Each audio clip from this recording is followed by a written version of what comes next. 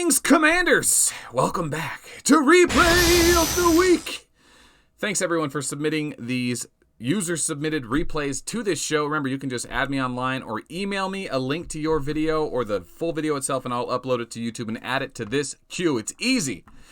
Save your videos, send them to me, and I'll put you in this awesome video series we do every Wednesday-ish. Wednesday, kind of. Remember, the winner gets a gift code from 7 Pirates, an actual unique 8-digit gift code for one use for winning Replay of the Week. We select a winner at the end, but of course we have to watch the replays before we can select a winner. So let's get into it. So starting it off on server Dragon Slayer, Black Pearl, Dragon Slayer with the Shockwave, only level 23, but that's a lot of tier 9 against tier 10. We're going to see this reoccurring theme on this show that you do not run one Ranger against Dragon Slayer. You don't run one Ranger anymore ever in slot 1, because if Dragon Slayer goes off, she's like an opposite of Hoodoo. Here it is again. Oh, we're going to see a lot of this. When she came out a couple weeks ago, everyone started doing, wow, Crushing Blow, Scorpio, Shockwave, only 12 is going to kill a ton. How much is it? Oh, God, gets them all. 12 units killed 800 tier 12 because of how Shockwave works. And I can't go into it right now. It's happening too fast, but Dragon Slayer's amazing. Plasma Bomb, boom, boom. Hades versus Khandra. Decent build, not the best build. Missing a Titan. Ouch, man. This is not good. Wait a minute. Big bomb. Oh, God. This is painful. Jesus. I mean, listen, he did a ton of damage, but at what price? At what price? Everyone loses here. I mean, I'd rather, I guess, have lost the lower tier. I don't know. That's a lot of math to do, but way to punish the big players. Well done. All right, Big Rig. Another low-risk Dragon. Oh, my God, Dragon Slayer, dude. She is just on it. Another one Ranger. She's going to end up doing full damage. That Ranger does such low defense. She crits for so hard. Then that Shockwave deals 60% to every other slot and ignores those base stats. Well, it doesn't ignore them, but it lets you get over that initial damage threshold or defense threshold. God, that was a huge hit. God, I didn't even get time to look at that. That happened so fast. That's why I don't like explaining all this stuff. I miss things. All right, that was Elf Blood. Let's try that again. Okay. We got to give credit where credit's due. Big Rig against a Vega. Oh my God, that's 1,380 tier 10 infantry plus another 500 with only tier 12, only 12 units. Do you realize how small this risk is? And if you catch somebody with a Shockwave and they're using one Ranger, you're going to decimate the other slots. You're just going to absolutely obliterate them. And all she risked was 72 tier 9 Genesis. How many players out there have tier 9 and want to do that kind of damage? You can with Dragon Slayer. She's absurd, man. Just a pure damage build. The penetration build's coming along, but we'll see. All right, this is an Elf tier 9 replay, rocking the airships. Here comes the Awakening. Now, normally Elf dominates Plasma, but the curse has to trigger all the way through. But if the Awakening kills troops instead of the curse, yeah, okay, good. Curse, good. And the curse. Okay, all right, that's a strike. Elf with the strike, no spare. I was going to say I thought the Awakening might hit more and cause the bomb to blow her up, but no, she gets a flawless victory. Well done, Hunter. Good replay there. How many units was that? Not that many units, though. Not enough to win Replay of the Week, but still a great replay. All right, we're making good time. 6 replays in. 1-inch Wonder versus Sensio. Looks like they're both running. One Plasma. Okay, the Plasma on the left's running a little bit of a crit. Uh-oh. Tier 9 infantry bombs hard, even though you're only losing tier 2. Uh-oh. That's what you got to be afraid of. If you're not running tier suppression, low tier on Plasma is incredibly powerful. And a lot of players aren't running tier suppression nowadays with tier 12. You just don't see it too often. Server side you do. I will admit server side you do, but not as much. Tier 2 still goes a long way on Plasma, especially against infantry. Against airships and walkers, not as much. But you can still get your money's worth. All right, JDB rolling in with the replay. Here's his Dragon Slayer rocking the new tier 12 plus against Rangers. Doesn't matter if it's one Rangers or 10,000. He's going to hit for the same damage, and there it goes. Now, for the record, he would have dominated that fight anyway. Not dominate. He could have taken some losses with nonviolent resistance, why not? But he ends up one-shotting that entire march. Huge wipeout. Nice JDB. I want to go back. Was that server side or was that in Galactic Battle? It's got to be server side. Come on. Come on.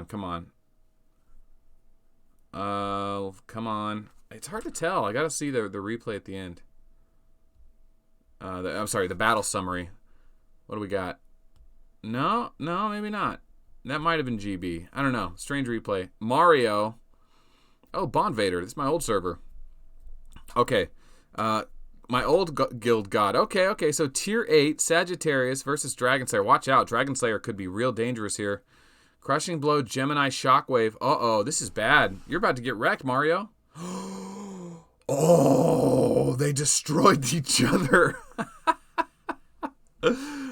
Oh, I want to watch that again. That's a lot of tier 8 to blow up. So how many does he get?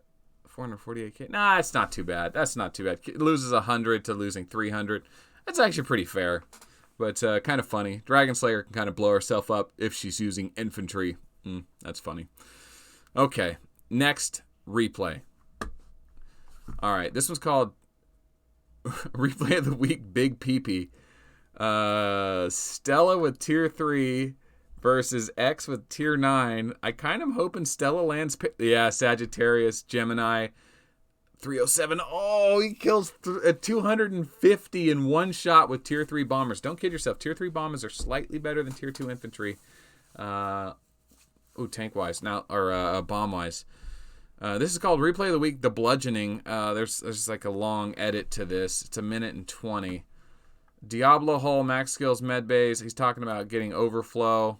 All right, we've got Gilly versus Stella. A bunch of, oh, Jesus. Big Skillet put on a clinic. I imagine the intro explained what happened here, but it looks like this guy was either auto-garrisoning or even like fighting in a capital. Let's find out.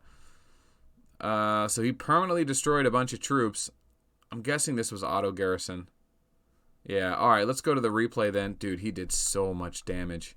This is one of those things where it's like, low-key, he might have done like almost $100,000 in damage. You got to realize this 4,600 troops right here could cost $35,000 or as low as $1,500, depending on how you get your resources, right? So it's a tremendous amount of damage to lose a full slot of tier 12, real money-wise. I mean, this is a huge skirmish.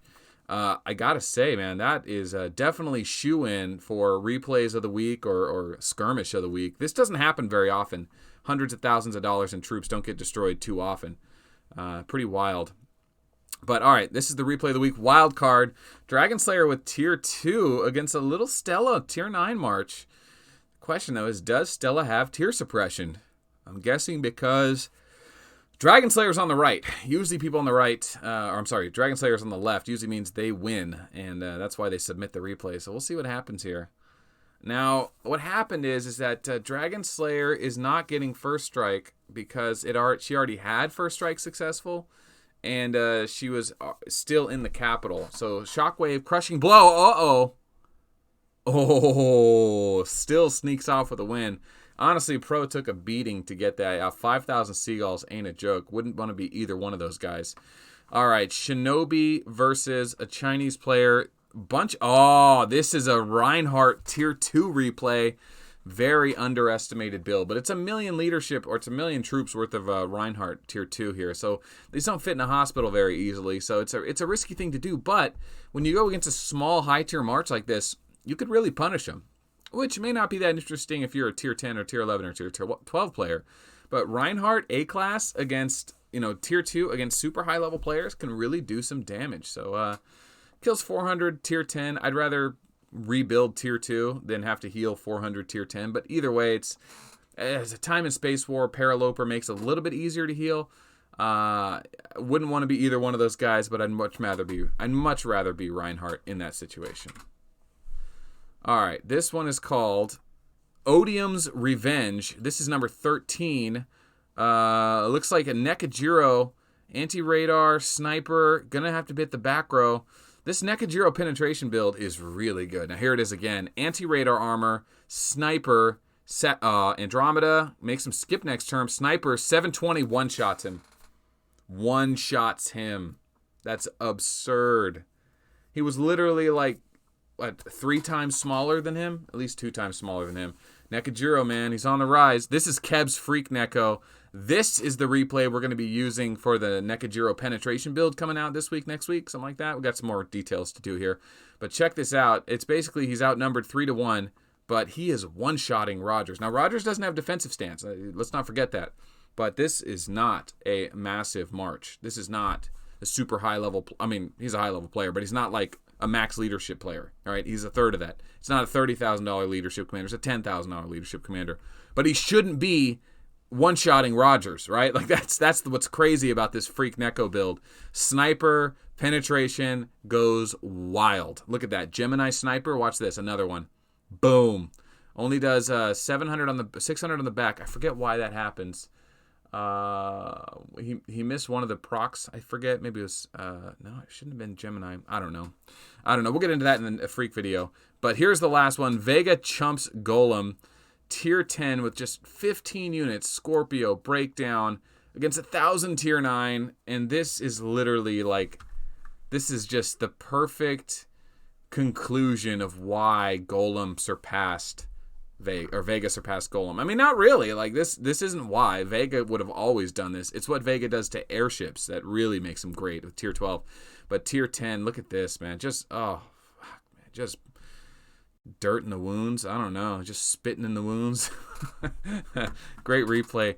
Drazar, wonderful Vega. Piece of shit Vega, man.